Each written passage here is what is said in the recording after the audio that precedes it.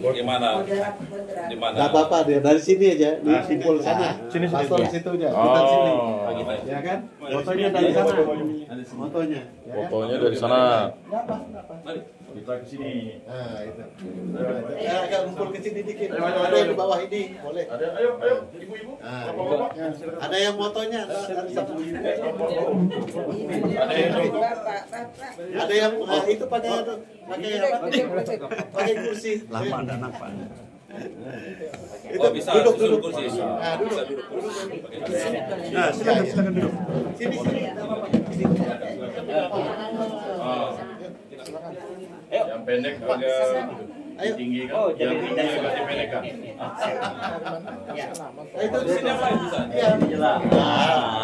Segitu. Yang merasa pendek ya. Bisa turun lagi. Satu lagi. Ayo Pak. Ambil kursi Bu. Itu ada kursi. Ambil lagi kursi. Oh ya. Ya Kak, suri Jadi yang depan aja ke depan. Ini depan. Jangan sampai ibu-ibu di depan bergerak. Satu lagi kursi. Oke, dah. Kalau ada kursi bisa berdiri kursi. Itu Habis ini apa Pak? Tolong agak dipendekkan. Itu Mas. Nampak di situ tuh. Coba berdiri di atas kursi itu. Oke, saya berdiri ya. Hati-hati tapi. Naik aja Mas. Jangan sampai perempuan di depan itu bergerak ya. Nggak bagus di atas kursi itu ya berdirinya. Di belakang kursi itu. Takut ini lembut. Mas. Minta tolong Mbak ini di belakang. Nah itu di kursi itu. Kursi itu jangan. Kita dari sudut sana supaya bisa kelihatan mereka sini. Dari sudut sini. Kelihatan mereka sini. Fotografer dari. Kasihan. Orang tua tidak kelihatan. Bagus kenapa tuh? Ya. 1, 2, 3. Bang Alik dah mau gendong ibu-ibu. Oke, sekali lagi ya. punya aku mana punya aku. Ada. Satu, 2, 3. 1, 2, 3. Oke. Kalau bagian sini bertutup. Punya aku belum, punya aku. Bagian sini. Satu kali lagi. Satu lagi. Oh. 5 kali pun apa? Atau mungkin kita dari sini supaya lebih luas ini. Dari sana Pak. Oke. Tadi ada tikungan saya. Ada tikungan saya. Ya dari belakang. Ambil dari sana. Siap. Kita balik. Yang pengen depan Dia dibalikkan sini lagi. depan bisa jongkok. Ya itu jongkok di bawah. Enggak dapat. Yang lain duduk di kursi itu. Duduk di kursi itu yang lain di situ. Duduk penyamping ya. Permisi. Duduk penyamping. Duduk penyamping. Para Rupina. Duduk penyamping. Ibu jongkok. Oke, naik Pak. Mari yang lain buat. Ayo. Jongkok. Mari kesini lagi. Nanti HP aku lupa. Sekali lagi. 1, 2, 3. Mana HP-nya? Oh, jangan dibuang ya sudah. Kasih. Berdiri. Dia lihat ke sana. 1, 2, 3. Sekali lagi ya. 1, 2. Rupina. Tadi kita. Hah? Oh dia belum masuk tadi apa ya? Yang tukang fotonya belum.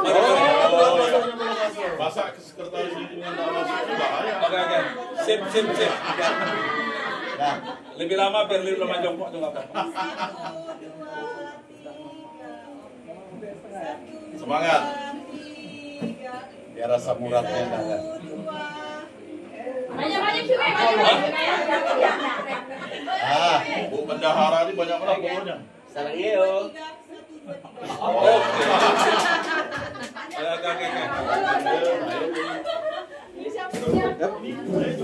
Kembali ke basis masing-masing. Turun. Ini kursinya bisa ambon.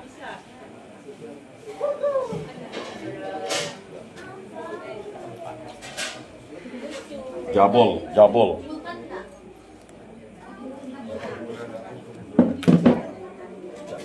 Langsung ya. Pak ini Pak Marah. Oke. Belum. Oh, belum. Anu dia. Oh, Nah. lama-lama dulu. Silakan, Pak. Oke. Nanti baru udah selesai itu baru man. Oh, gitu. Oke. Atau mau sambil kopi? Yalah, boleh itu ibu-ibu. Selamat. Pak Armadi mana tuh? Pak Armadi. Duduk Pak Armadi. Ah, ini ketua lingkungan nih. Duduk di tengah ketua lingkungan. Samping pastor ketua lingkungan. Ah, sekretaris. Wakil. Bendahara Bu Gisel. Apa yang menjadi Si buku foto lupa dengan itu. Tes. ternyata yang buat syaratnya Tadi kan api hidup, jadi agak mati dikit. Kena api. Lalu api mati. Ayo. Oh, ini boleh nih. Selamat malam Ibu Bapak semuanya. mau sambil kopi. Salve Oke, silakan. yang kami hormati. Oh, ini mau di anu, Pak. Pastor Paroki, Pastor Biro, pengurus lingkungan Santo Rufus, Ya. warga lingkungan Santo Rufus, Pak Mentili, Ketua Bidang 1, Pak Herculanus, Ketua Bidang 3, ya. Saya sendiri Ketua Bidang 2. Ada yang belum kenal tak dengan Pak Mentili, Pak Herculanus, dengan Pak Maran? Pemeran sinetron loh, Pak. Sudah kenal semua ya? Nggak kenal maka tak sayang. Tadi kali belum kenal kan. Belum kenal saya ya. Dia belum kenal ketua lingkungannya. Baik. Kami tidak bermaksud untuk berkhotbah atau menggurui Silakan, Pak. atau apapun Ini teh. namanya. Saya di sini nanti hanya mengantar saja, buat pengantar. Nanti setelah itu kita diskusi bersama. Diskusi tujuannya kami untuk kunjungan ke lingkungan itu untuk Bagi-bagi sana. mencari informasi-informasi baik yang ada di lingkungan untuk kepentingan lingkungan itu sendiri maupun untuk kepentingan gereja kita menuju gereja mandiri. Ada beberapa hal yang perlu kita ingatkan karena banyak pertanyaan dari umat dan juga dari beberapa lingkungan yang sudah kami jumpai tentang tata perayaan Ekaristi. Ya. Jadi bidangnya sebenarnya bidang Pak Mentili, tapi kami bagi tugas kemarin untuk kawasan TPI dan sekitarnya Pak Mentili kemarin. Lalu kawasan Gertak, ke arah Gertak sana Pak Herculanus, lalu ke sini saya dengan Pak Niki. Jadi di bidang liturgi ini tentang peribadatan ada beberapa hal yang perlu ditekankan kembali. Misalnya masih banyak terdapat di gereja kita itu kalau pulang di gereja kadang-kadang macet, pulang dari misa itu macet di depan pintu. Orang ngantri untuk ambil air suci, air kudus. Nah sebenarnya itu tidak perlu lagi karena kita sudah mendapat berkat perutusan dari pastor pada berkat penutup itu. Jadi tidak perlu lagi kita ngantri di depan pintu untuk ambil air suci dan kita tanda salib di situ. Itu yang pertama. Dan tanda salib ini tidak selalu kita gunakan. Ya, tanda salib itu ketika memasuki gereja ambil air suci itu mengingatkan kita bahwa kita dibaptis ya.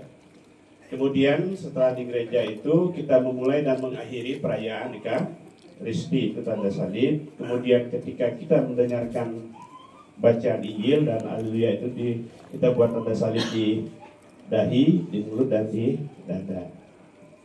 Kemudian setelah itu di acara yang biasanya dilakukan kemarin waktu kita pembaharuan janji baptis, ketika pastor memerciki kita air suci, itu juga kita tanda salib. Setelah itu waktu berkat penutup yang berkat perutusan, nah itu tanda salib. Nah, tapi banyak juga yang tanda salib setiap kali doa tanda salib ya. Kemudian waktu ini ada kor, kelompok kor, seni Pak Arbadia. Ada ya. Ada kelompok kor di waktu acara di privasi yang tuh pastor memulai Tuhan bersama di doa syukur agung itu, ya itu tidak boleh diiringi musik. Biarkan pastor langsung saja. Ya. Kemudian sampailah dengan agunglah misteri iman kita, itu juga tidak boleh diiringi musik. Ya. Kemudian waktu konsekrasi, waktu pastor yang atau imam mengangkat hosti dan anggur, perubahan dari roti menjadi tubuh Kristus dan anggur menjadi darah Kristus, kita tidak perlu buat kegiatan-kegiatan yang mencolok. Misalnya ada orang yang sampai tinggi-tinggi gini lalu tidak perlu. Kita cukup tangan menyembah di dada gini atau ditakutkan di dada dengan melihat hosti dan anggur yang diangkat oleh pastor. Ya. Saking kusuk. Jangan sampai ada yang terlalu tinggi mengangkatnya, lalu waktu turun lalu kena kening kawannya di sebelah. Kemudian waktu menerima komuni juga. Waktu menerima komuni masih ada umat kita yang ketika menerima komuni tangan diangkat terlalu tinggi. Kadang-kadang mau kena sibori suster yang agak rendah, suster hampir kena siborinya. Cukup tangan di dada begini, boleh dikatup, boleh di agak seperti ini sampai ke pastor, prodiakon atau suster yang membagikan komuni. Buka saja dengan tangan kiri di atas dan tangan kanan di bawah. Ketika prodiakon dan suster atau pastor mengatakan tubuh Kristus, kita wajib menjawab amin. Ya, wajib jawab amin. Jangan tubuh Kristus senyum saja. Kadang-kadang tak senyum pun tidak. Ya, itu wajib menjawab amin. Ya. Kemudian juga kita masih latah, kita prodiakon juga Pak Yakob Dosi latah juga masalah berlutut dengan membungkukkan badan. Kalau kita sudah berlutut, tidak perlu membungkukkan badan. Kalau lutut kita sudah agak tidak kuat lagi untuk berlutut, kita cukup membungkukkan badan. Ya, tidak perlu berlutut. Kalau mau berlutut, berlututlah dengan benar. Berlutut benar itu memang lutut itu harus posisinya sampai lantai. Ya, tidak boleh seperti belalang. Kalau di ladang itu ada belalang terbang, mau igap tidak jadi. Itu berlutut ya biasanya. Amin. Atau seperti pesawat gagal landing.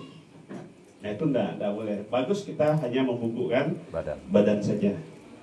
Nah kita prodiakon pun biasa habis berlutut buku badan lagi. Kita Pak Mentili sih enggak salah, cuma mubazir katanya. Boros. Itu ya. Kemudian misa.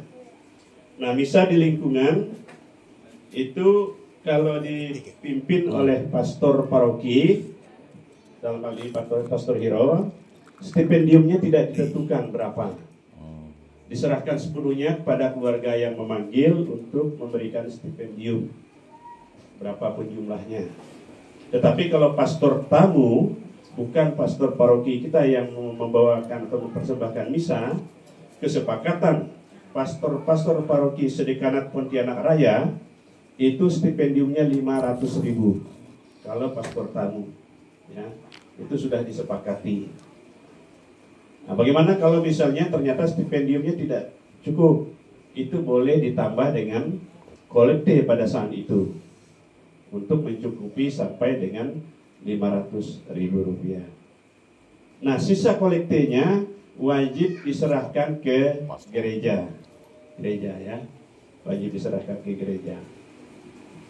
Nah itu yang harus dipahami. Kalau misalnya kita ada pastor yang memang berasal dari keluarga, itu harus lapor, atau pastor tamu yang mau misa di lingkungan harus lapor ke pastor paroki, sehingga nanti pastor paroki tahu siapa pastornya, sehingga kalau terjadi hal-hal yang menyimpang dia tahu orangnya siapa. Lalu juga ada biasanya kenapa harus ada, pastor harus tahu, karena ada pastor-pastor tertentu yang oleh kongregasinya biasanya masih bermasalah dan tidak layak untuk memberikan ekaristi. Nah, itu pastor paroki kita harus tahu, yang begitu tidak boleh memimpin misa di tempat kita. Nah, maka wajib lapor ke pastor paroki, walaupun pastor itu dari keluarga kita sendiri. Kata pastor kemarin, saya ingat, ada pastor keluarga, pastor itu bukan pastor keluarga. Kalau sudah jadi pastor itu bukan milik keluarga, tetapi milik seluruh umat. Jadi ada pastor seperti itu. Nah, kemudian untuk di gereja, pada saat misa di gereja, waktu kolektannya harus orang dewasa. Orang dewasa. Tujuannya sederhana, agar misalnya kalau terjadi penyimpangan-penyimpangan, orang dewasa sanggup untuk memberikan tindakan yang seperlunya. Jangan anak-anak kecil. Kalau membawanya dari belakang ke depan boleh anak kecil. Yang penting badannya sudah kuat untuk membawa kotak kolekte. Jangan sampai nanti belum siap juga untuk bawa kotak kolekte, sehingga nanti tidak sampai ke depan altar jatuh dan sebagainya. Ya. Dan kolektan itu wajib menggunakan selempang. Ada selempang di sana. Nah, ketika doa umat itu sudah siap di belakang sana untuk pungut. Karena umat kita ini banyak yang tidak sabar. Kolektan yang masih di belakang sana sudah bersiap-siap, lihat kiri, lihat kanan, orang belum dipungut, dia langsung ambil keranjang di situ, dia pungut langsung ke belakang. Biasanya umat kita seperti itu. Nah, jadi ada petugas-petugasnya yang memang siap untuk mengumpulkan kolekte. Nah, kemudian kolekte kita ibu bapak itu tidak semua ada di gereja. Ada 18 kolekte wajib disetorkan ke keuskupan. Dan tahun 2025 informasi dari pastor akan ditambah lagi satu, iuran dari sumbangan dari paroki ke keuskupan. Ini pernah ada dulu, terakhir kita 50 juta ya Pak Mentili ya. Setiap tahun kita serahkan ke keuskupan. Dari kumpulan-kumpulan kolektif kita, 50 juta diserahkan ke sana. Nah, beberapa tahun terakhir kemarin ditiadakan dan sekarang kata pastor akan dihidupkan kembali. Nanti pastor akan jelaskan tentang kolektif ini. Kemudian yang masih dalam perayaan misa di gereja, kalau lingkungan bertugas untuk lektor dan lektris, ya lektor dan lektris, diharapkan dipersiapkan dengan baik. Ya, dipersiapkan dengan baik. Kadang-kadang di lingkungan itu tidak dipersiapkan dengan baik. Diharapkan membaca dulu sebelum tampil di gereja, sehingga kalau waktu tampil itu malum ada kipas angin dan sebagainya, ternyata halamannya berubah. Kalau kita tidak pernah bacanya sebelumnya, terbaca ternyata itu bacaan minggu lalu atau minggu depan, karena ditiup kipas, atau mungkin ada lagi teman kita yang membukanya ketika menutupnya tidak persis sama. Tapi kalau kita sudah membacanya, ketika lihat judulnya saja, kita sudah paham bahwa itu bukan bacaan hari ini. Nah, kenapa harus dipersiapkan dengan baik? Lektor dan lektris ini tugasnya membacakan sabda Tuhan untuk orang lain. Membacakan sabda Tuhan untuk orang lain. Oleh sebab itu, agak berbeda cara membacanya untuk diri sendiri dengan membacakan untuk orang lain, sehingga perlu dipersiapkan dengan lebih baik. Kemudian kerikma ya, pewartaan. Ini misalnya pendalaman iman, pelajaran agama Katolik, kemudian katekese calon baptis, persiapan penerimaan sakramen-sakramen, pendalaman kitab suci, terus nanti bulan September nanti kita bulan kitab suci, mungkin ada kegiatan-kegiatan, kemudian evangelisasi dan dialog-dialog. Ini adalah bagian yang sifatnya pewartaan atau kerikma. Nah, ini bagian dari tugas Pak Bentili. Oh ya, tadi saya lupa. Masih ada di umat kita ini yang beranggapan bahwa Pak Bentili ini ketua DPP, ya, Saya ketua DPP, Pak Herculanus ketua DPP, tidak Ibu Bapak ya. Secara struktural kami di bawah Pak Miki, di bawah Bu Rini malah. Setelah pastor itu orang yang paling bertanggung jawab itu sekretaris Dewan Paroki Dan bendahara. Nah, habis itu baru di bawahnya bendahara, baru ketua bidang. Ketua bidang Pak Mentili hanya 2. Saya 2, Pak Herculanus 1, itu ya, yang lain tidak bisa kami lakukan. Jadi kami bukan ketua DPP tapi ketua bidang, sesuai dengan bidang yang dimandatkan kepada kami. Jadi kami bukan ketua DPP, hanya ketua bidang, ya ketua bidang. Nah itu jangan sampai nanti kita keliru. Ya. Jadi kalau status kami di DPP itu kami di bawah Pak Miki dengan Bu Rini. Nah, Pak Miki itu tangan kanan pastor dalam administratif dan menggerakkan seluruh aktivitas di administrasi di paroki itu adalah Pak Miki. Jadi boleh nanti ketemu kami Pak Ketua DPP, tidak, kami Ketua Bidang saja, sesuai dengan bidang yang dimandatkan sesuai dengan SK-nya. Sebenarnya Ketua Bidang itu harus 5, tapi karena keterbatasan orang maka kita hanya 3. Kami Pak Miki masih merangkap. Ya. Yang akan datang mungkin kita bisa 5 orang ketua bidangnya, jadi bidangnya masing-masing. Ya. Kemudian koinonia, ini tentang persekutuan. Persekutuan di sini misalnya bina iman anak, ya bina iman anak Katolik lah, ya biak. Kemudian remaja Katolik, rekat. Kemudian seperti misalnya OMK, di sini ada OMK nggak ya? Ada tadi 1 OMK. Banyak.